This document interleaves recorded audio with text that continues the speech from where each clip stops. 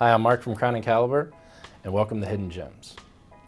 Every company has good years and its bad years, and 1957 was a fantastic year for Omega. That year they released 3 lines that are still going strong today. We have the Speedmaster, the Railmaster, and the Seamaster. So 60 years later, to celebrate this, Omega releases the Trilogy edition. But these aren't just simple reissues of the watch. Why? Well, let's get into it.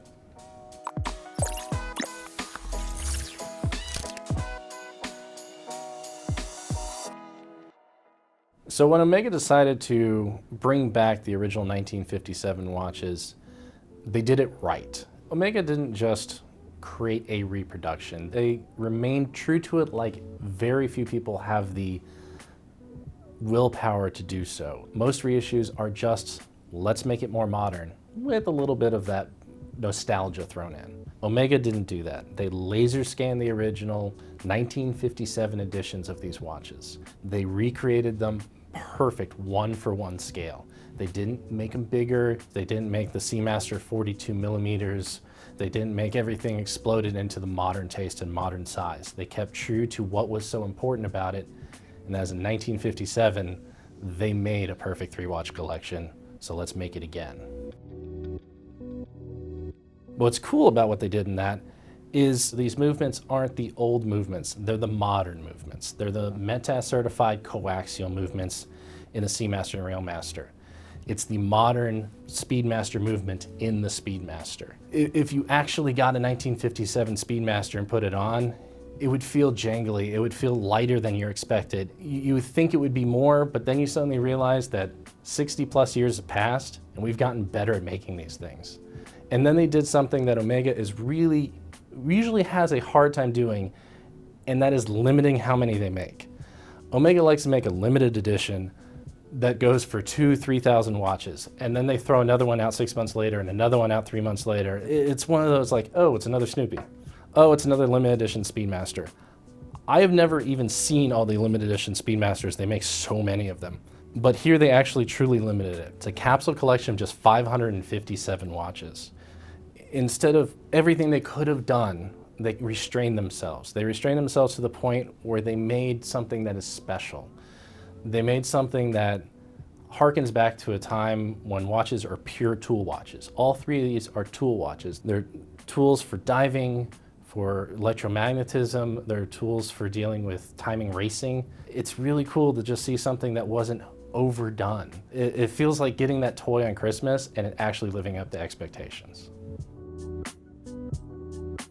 Really what's important about these is it's a capsule collection that's meant to show where we came from. There's an artwork of what watches we started out with as tools and how they became modern.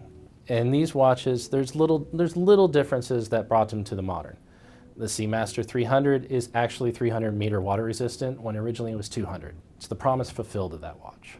The Railmaster originally was soft iron metal around the movement to give it 1,000 Gauss anti-magnetism for those who worked on railways and had to deal with low-level magnetism. Instead, we have a METAS certified up to 15,000 Gauss amagnetic watch. It's the promise fulfilled of that watch. It's the promise of we're going to create something that can deal with magnetism. Now today, we can really do it. It's not just some magnets, it's all of them. And then we have the Speedmaster, which honestly was done pretty perfect the first time, and it's just cool to have in here. Because in order to get one that looks like this, you have to spend over $120,000 at auction. Instead, you have a pristine one with the new 1861 movement in it. It has the original tachymeter on the bezel. It's also the first watch to do that. That's the watch that changed the way we deal with sports watches and timing. Everything that comes out that we think of a modern tachymeter sports watch, like the Daytona or the new Zenith, came from this. It's what we all owe it to. So I can talk about watches all day long. It's pretty much what I do. But why you should care about these and what sparked my interest about this hidden gem. There's something about seeing these watches fulfilling the promise of what they were supposed to be in 1957, in 1957 proportions, but with modern technology.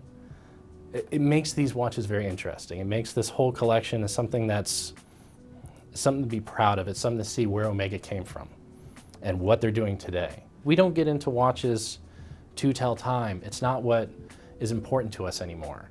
We have watches because it sparks an interest in us like art does, or it marks a moment in time. And that's what these do, is it plays on that nostalgia in a perfect way. It shows us what could be done with these. It's the art of modern movements. And it's just beautiful to see it fulfilled in one perfect set. And that's why these are hidden gems. Hope you enjoyed seeing these 3 beautiful watches. See you next week on Hidden Gems.